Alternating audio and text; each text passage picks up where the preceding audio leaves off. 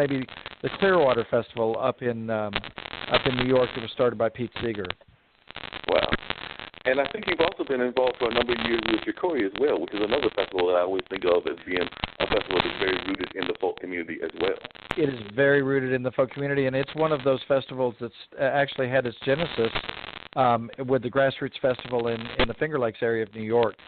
And then so some of the folks that started that moved down here because they liked it in North Carolina, and they liked the commitment of North Carolinians to arts and crafts and also the environment. Yeah, there's definitely a commitment on all of those levels.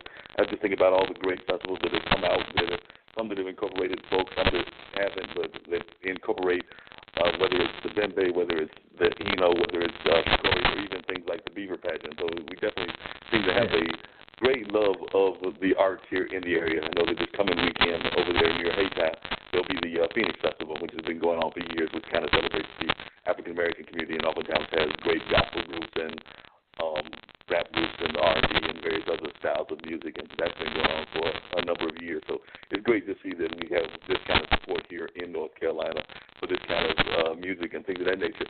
Now, my co-host, Dean, is actually in New Jersey, so I was wondering what your successes have been or not been when you tried to take bluegrass up into the Northeast.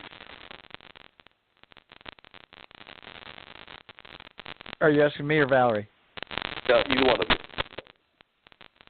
Hello. Well, hello, Valerie. Are you up in the Northeast right now? Well, right now I'm in Baltimore today. I'm performing in Westminster, Maryland this weekend. Very cool. How are the audiences up there? Are they liking it? Yeah. I mean, gosh, there's a really this. I mean, when you talk about Baltimore and Maryland, I mean, you talk about Maryland, this area, it's very rich in bluegrass music. I mean, it's home of the seldom seen, and just great instrumentalists and musicians and artists. A lot of enthusiastic people about the music.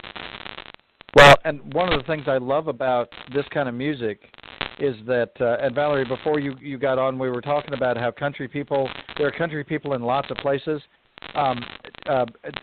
Even further up the Northeast in New Jersey, one of the best rodeos in the country is in Woodstown, New Jersey, right next to where they have the Delaware Valley Bluegrass Festival. Are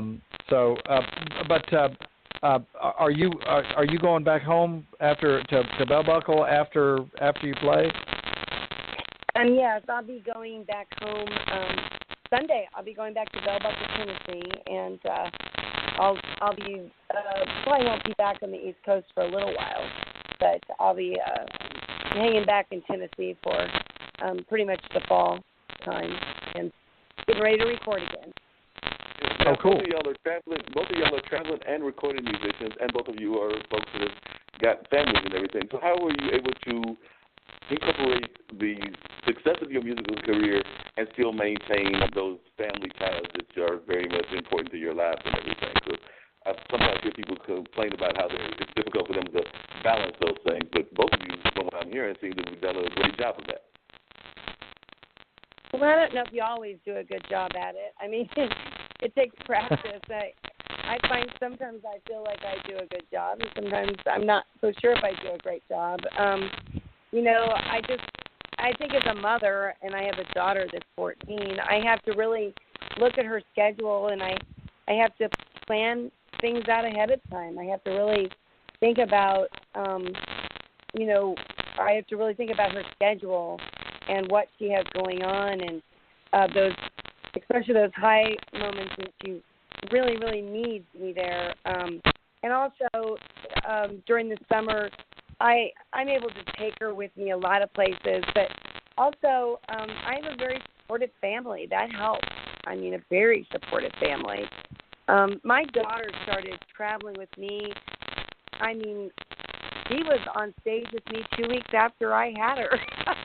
Women that have children on the road, they're pretty amazing. They're like nomads, she was on the bus with me from the time I, was pretty much 7 months pregnant when I was still on stage. So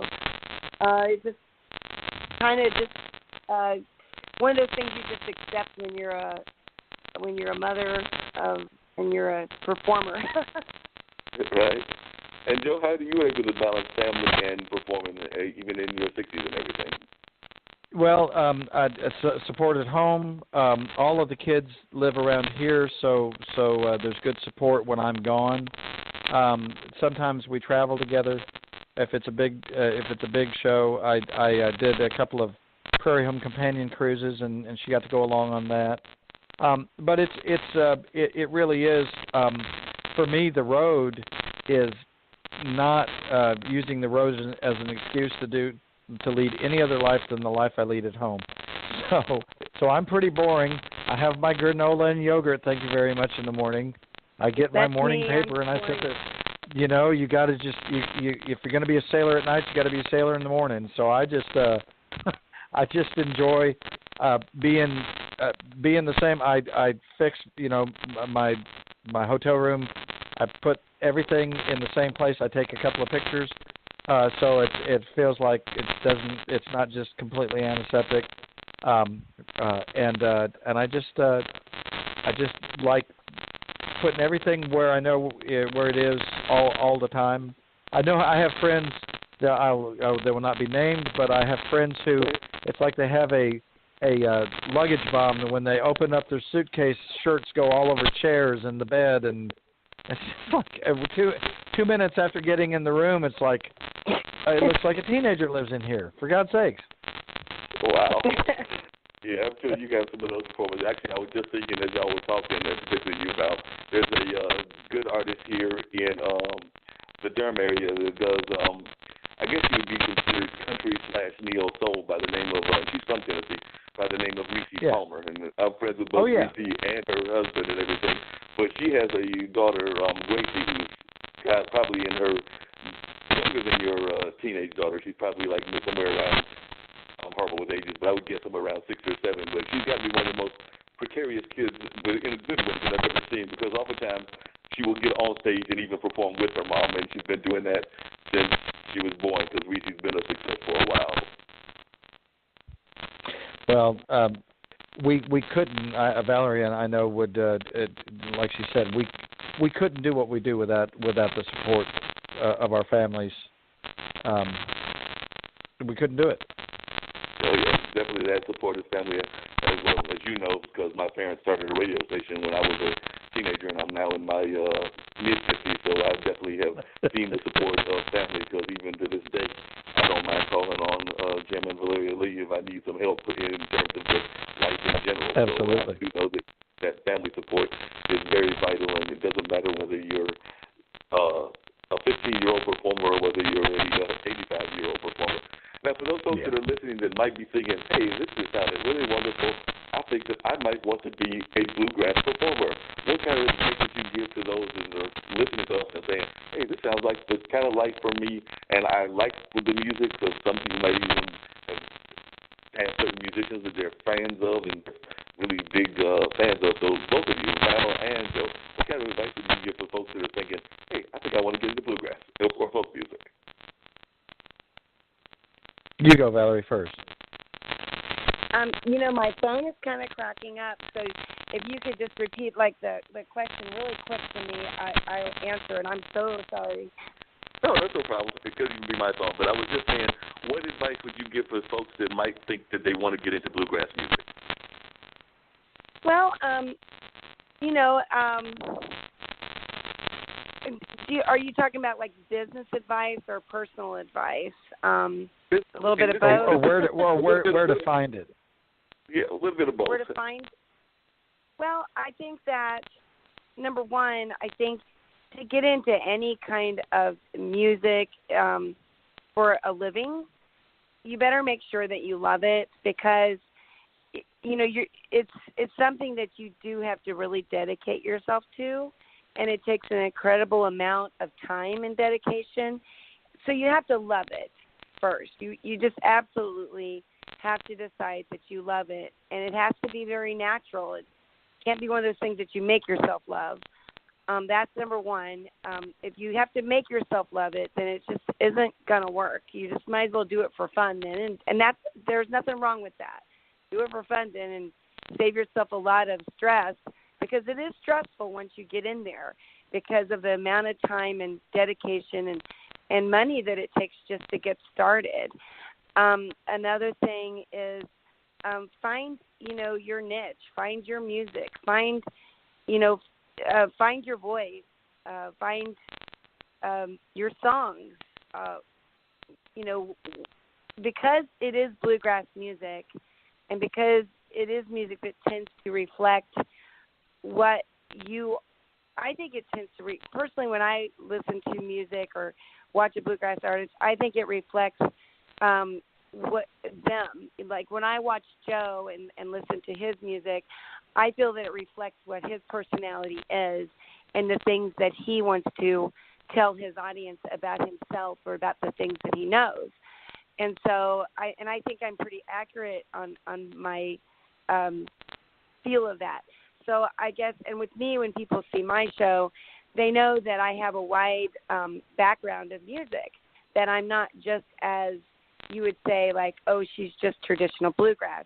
They know that I probably have a large background of music, but they also know that my philosophy is that I love music and that I love to share music, and that's what I'm all about. I think you have to find that natural thing, what you're going to do, and then you got to go with it, and you've got to stick with that. You can't decide you're going to be one thing one day and another thing the next day. And then after that, you've got to kind of have a philosophy like Joe was talking about. And I think the best philosophy you can go with is to decide you're going to be good to others and have a good attitude and do it because you love it. And just always make that the first thing, that you love it. And you'll do well. You'll do really well. It all works out in the end. That's all I have to say about that. And if folks are interested in playing, there are places in our area. The Durham Arts Council sometimes is a great place to meet other folks who are interested. There are music stores. A music store is a great place to find places to take guitar lessons or banjo lessons. If you just like this music and you'd like to go hear it, you can enter in traditional music Raleigh or traditional music Durham, and a lot of the places will pop up. Of course, a great clearinghouse for all of this music in central North Carolina is the Piedmont Council of Traditional Music. That's Pinecone, and its website is pinecone.org. That's a great place. You can also check out the Southern Folklife Collection at the University of North Carolina. All of these places, the Art Center in Carborough, all of these places are where the tribe gathers, and that's one of the things that we love in this music, is that it really does feel like a tribe. It feels like it's people who get it. It's people who understand the kind of music you love, and the way I characterize this kind of music is there are deep roots, there are many branches, but all of it combines to give lovely shade, and that's how I approach this kind of music. Cool. And one of the things I've noticed about folk music in particular, I've noticed it in North Carolina. I think I've even noticed it when I've been in the other states and other places around the country. I haven't necessarily had the world travel yet that I would like, but it seems to me that folk music in general seems to be one of the few musical forms that, just by its nature, encourages people to do like what amounts to jam sessions and things of that nature. I don't know necessarily, with maybe some of the exceptions of some jazz music, but it seems to me that it's one of the few musics that actually encourages the whole jam session kind of environment. Would you agree with that, both of you, Joe and Val? Oh yeah, I mean, this is a perfect kind of music for jamming. It is. It's a kind of thing that there are certain songs and certain tunes that people all around the world, literally all around the world, know and can play together. So when they come together, even if they don't speak the same language, they can speak the same musical language. It's pretty cool. Yeah, I've noticed that. It definitely seems that there seems to be some theme songs that everybody that seems to be into folk or bluegrass. You mentioned Will the Circle